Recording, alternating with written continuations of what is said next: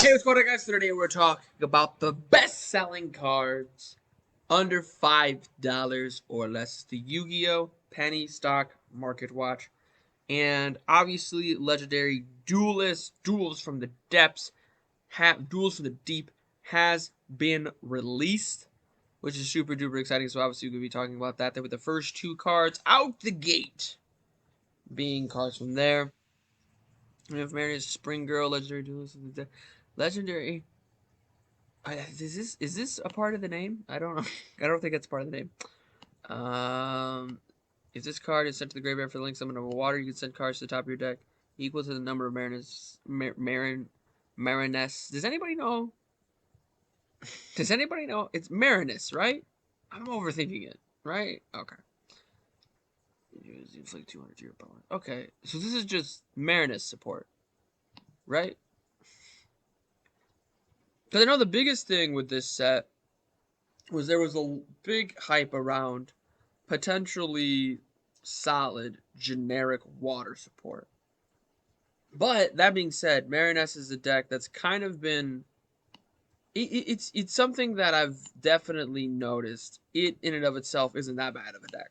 Like it's not like it's definitely rogue, but it's possible that Duels from the Deep made it a little bit better of a rogue option, if that makes sense. But unless you're trying to play Marinus I don't really see any value whatsoever in getting it at this point. Yeah, because they're all. I don't. It's about to leave the penny stock market watch because it's literally over $5. So I think this is the peak. I don't want to speculate too much on it though, because like I said, it's about $5, and that's not what we do here.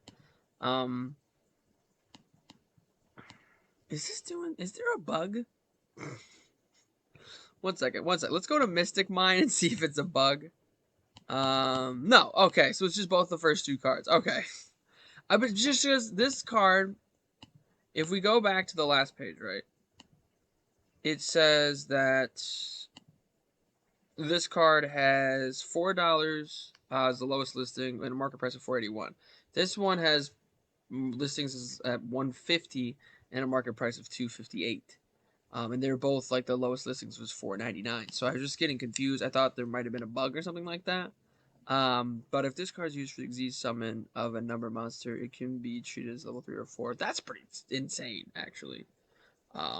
That's actually really solid. Like I said this, I don't remember if it was last Market Watch, the Market Watch before that, or both. I used to know what, like, almost every single Yu-Gi-Oh card does, but it's really hard to keep up with that. All of them, you know, the new sets, the new structures, different things like that. So if there's a new card that is put on the screen in front of me and I'm reading it, that's why. And it's always good to read cards too. Like it's not like a bad thing. I think a lot of people have like this weird notion where it's like I don't need to read cards. I know what it does, and like you don't. You don't know what it does though. You can special on this card, and if you do, add a fish. For this turn, you can't summon except water. Double the first battle damage.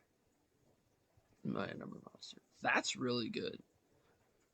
So this one's a little different because the last one, the Marinus card, was kind of just good in Marinus, but this card is really solid everywhere. But that being said, it is about a $5 card. Could it go up in value? For sure. It just really depends. This card especially is going to depend on how good is water, and more specifically, water Xyz, right? Like we know water and different water attributes will be solid, but how good will water Xyz be? I'm not 100% sure. We'll just have to wait and see on that because there's still a lot of really solid archetypes in the game of Yu-Gi-Oh. So it's just, but if water Xyz takes off, you could end up making a lot of money off of this card because if it's already $5 and it just came out, we're in a pretty solid spot here.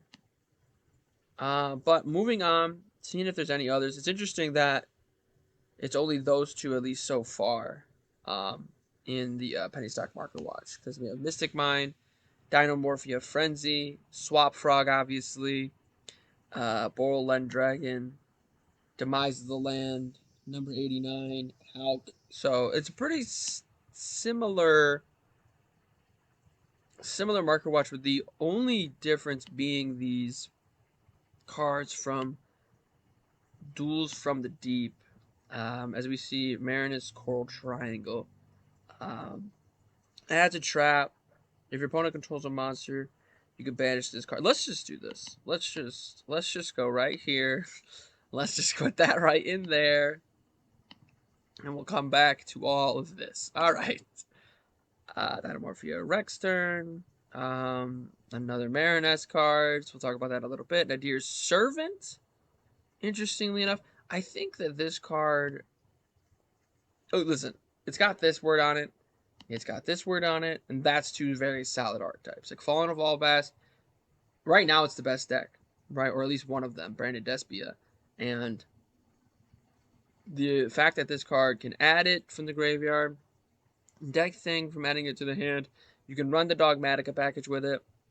You can send a card from your extra deck, and that can actually get you some things going as well. It's pretty solid. It's not as good as it used to be, but I think that a lot of people noticed recently that it's kind of hitting a valley. It's kind of really like, I don't necessarily think this is a penny stock card. I just think that there aren't a lot of great decks that are running this card.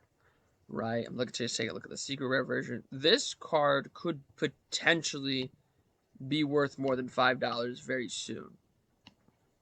So this actually could be a really solid investment here, right? But if I'm remembering correctly, there was a card right next to it that it had me a bit confused. I don't see. This card's actually, we can't even talk about this card because it's about $5. I don't know why Tri Brigade would be going up in value though. Like, there's not really a deck. There's not really an archetype that Tri Brigade is running with it. Like right now, Tri Brigade is just Tri Brigade with a bunch of hand traps, right? I think it's like a bug or something. Like, is it not? It is $5 and below. Okay. Um, Primitive Planet. Primitive Planet is exciting, so we'll see what's going on here. As we have Scare Claws. Okie dokie. At some point, I'm going to learn what Scare Claws does, because I keep seeing their cards here, and I can't really make a solid guess as to whether or not you should invest. Because, like, here's the thing. When it comes to Dynamorphia, possibly it could get some support. Like, it's got to do something about the life. Like, I understand, like, the life points thing is a big, like, driver of the deck, and so maybe just fundamentally it'll never be good. But maybe it could have a continuous spell that says your life points cannot go below 0 this turn. That would be insane, right? To put that on a card, right? But maybe there's just, or maybe it's like if your life points are this much, your opponent can't summon monsters or something crazy like that. That could take the deck from where it's at, which is a solid rogue strategy, to tier 2 to tier 1 status. I don't know if Scareclaw's got that. And if Scareclaw doesn't have that, then the field spell based around Scareclaw is probably not going to be worth much more than about $3, which is where it's at right now. So you guys let me know in the comments down below. Scareclaw, is that a good strategy or not? Once soon, Marinus. Very soon we'll be there, alright? Dark Ruler No More is doing its thing. Heat Soul is still doing its thing. Vision Hero Ferris is still doing its thing. Sign It Mining.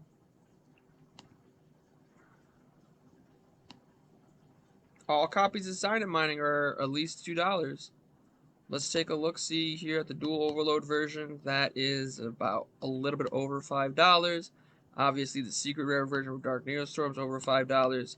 This version that I just clicked on, the 2020 version, unless you want to get Korean ones, which you can't play, they're sitting at around $3.50, $4. And then we have the one that brought us here, the El Dorado version, which is also sitting at around $3.50. Well, this one's actually about $2.79. So about $3 bare minimum for copies of Sign It Mining. And here's the thing. It's a double-edged sword. On the one hand, absolutely fantastic support. Because if this card's allowed to resolve, you're able to get potentially a Cybers card in your graveyard. And it's not just Salomon Gray, because I know this card and Salomon Gray get attached to each other a lot, because if you sign a mining a Salomon Gray card and add Gazelle, you can activate Gazelle's effect upon resolution, right? And that's really solid. But a lot of Cybers cards actually have effects in the graveyard, right? It's not just Salomon Gray that has that.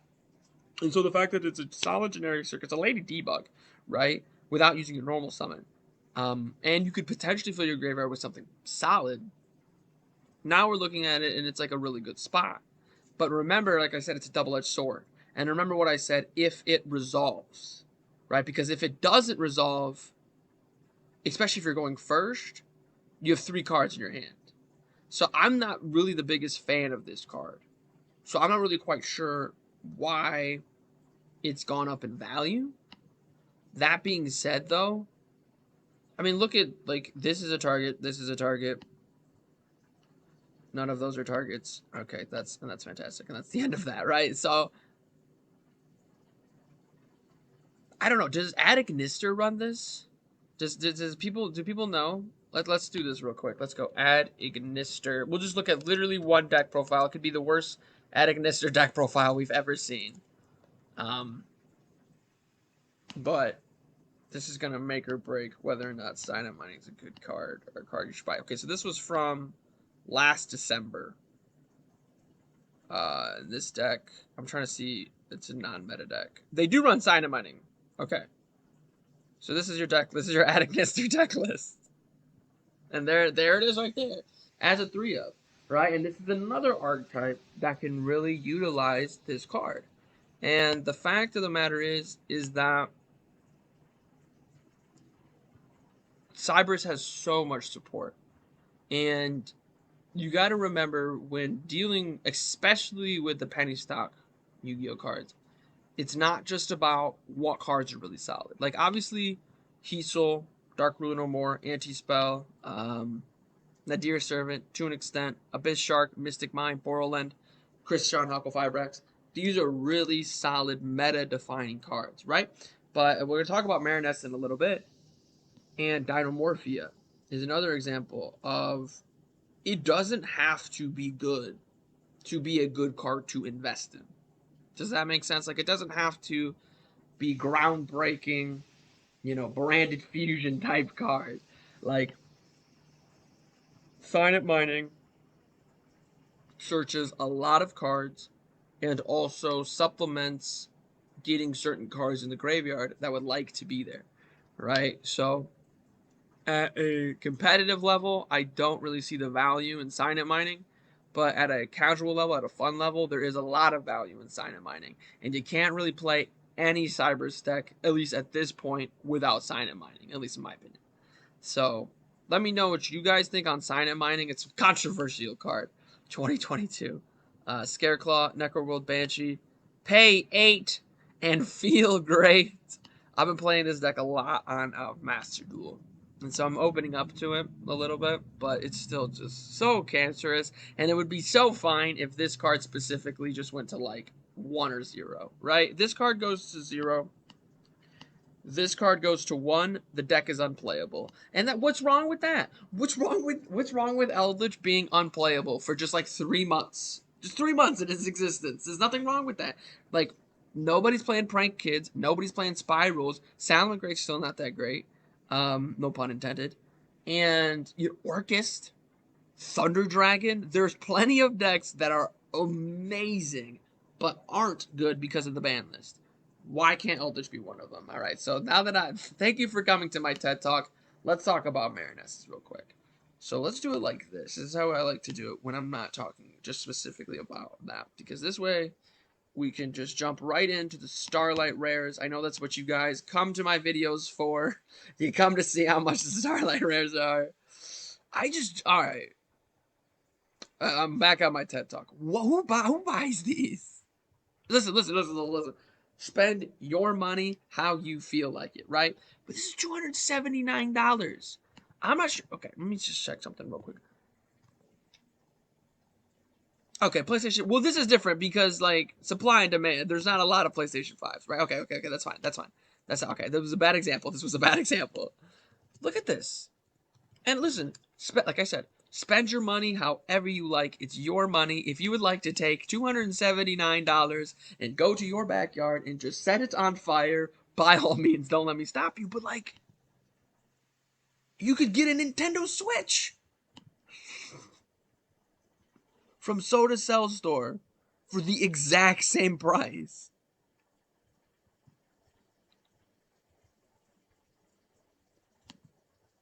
And this is the cheapest version of this card. So I don't know. That's why I do the penny stocks, because if I didn't do the penny stocks, I would just be thrashing Starlight Rares every chance that I got. But let's jump down to below $5 or less to see if this archetype has some potential. And as you're already seeing, the biggest question too here is, if it does have potential, has the potential already been spotted, and is it already taking off? Right? As we see, Marinessa's wave is already on the rise. I love that they added the graph here. This card's kind of on the lower end, but it's still a pretty expensive card. This card's really solid, though. Curse the Graveyard. It's a lot of stuff like this. It's a lot of, like, recursion from the graveyard, summoning from the graveyard. It's a lot of, like, it is like a water link-based deck. It's really solid in that sense. But it looks still fairly budget. And listen, I don't want to, make someone feel bad if they bought the Starlight Rare and they have buyer's remorse. I don't want to add on to that. I don't really see it being like it's a $4 card. So, do as you please here. You can banish this card from the grave, special summon one modern monster. It's interesting, but what I worry about with this archetype, and you guys can let me know, because I'm familiar but not like super familiar with this archetype. It feels like it's an archetype that does a lot of things for nothing, right? Like, this is its link for it says, while this card's your extra monster zone, your opponent's monsters cannot attack any monsters like this one. It's only got 2300 attack. You can target one water monster you control and one card your opponent controls. Return them to the hand during your opponent's turn. Spell a trap card or effect is activated. You can special summon a Marinessa monster card equipped to this card, and if you do, negate that activated effect, which is decent for sure. But a spell and trap negate 2300 attack, link 4 monster. You're locked into water monsters. Like, there's certain things you could do, but what is this deck's end board? What is, like, super scary about this archetype? I don't know. And I really don't know if the new support is going to change that, right? So this is something new here. Target a land link monster. If the ocean is in the field spell, you can special summon a monster from your deck. But you can only summon except for water monsters. And every time we've seen a clause like this, like, I know there's a lot of fantastic water monsters. Bahamut Shark can go into Toad.